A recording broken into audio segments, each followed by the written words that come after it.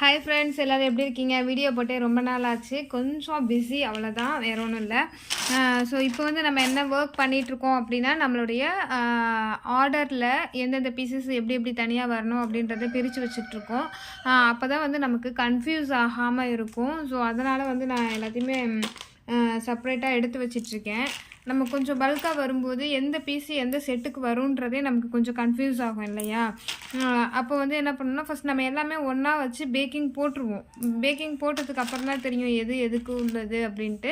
அதுக்கு ஒரு டைம் ஒதுக்கி நம்ம வந்து இந்த மாதிரி எல்லாத்தையும் நம்ம வந்து செப்பரேட்டாக அது செட்டு கூட நம்ம பிரித்து வச்சிட்டோம் அப்படின்னா, நமக்கு கொஞ்சம் பெயிண்ட் பண்ணும்போது கொஞ்சம் ஈஸியாக இருக்கும்.